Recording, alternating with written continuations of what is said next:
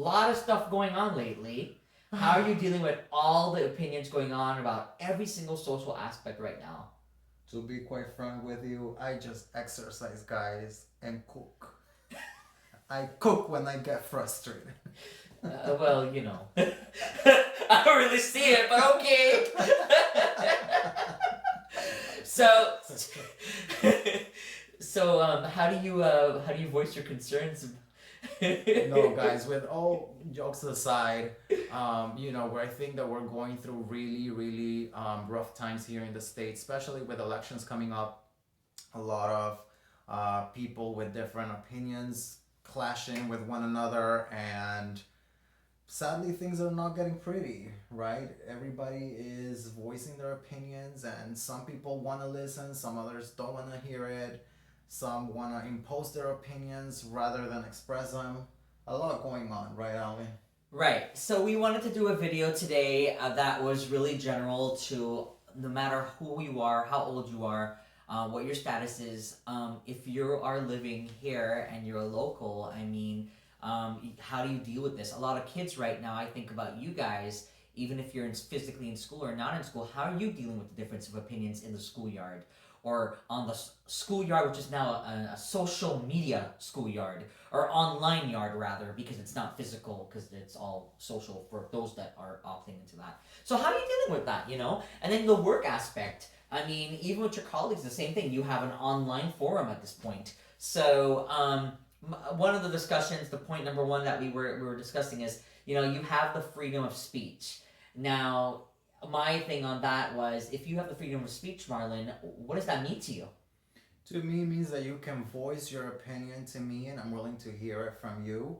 But just don't say things for the heck of it. Like, at least for me to, and that's just me. Again, I'm not speaking for everybody else, but I'm just talking for me.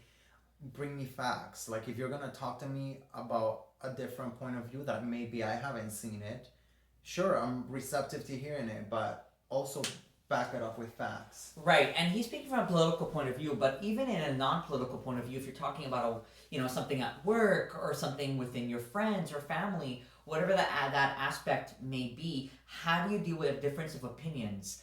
And that's something that I believe that's a work in progress. And I like what you said, because you can have a discussion. It may not make any sense to you, but if that person truly believes and they're saying, well, point A is this, point B is that, and they believe what they believe, a mature thing to do, I believe, would be to like, okay, I appreciate you giving that feedback, even if in your mind you're saying, this makes absolutely no sense at all. But to this person's mind, it makes all the sense.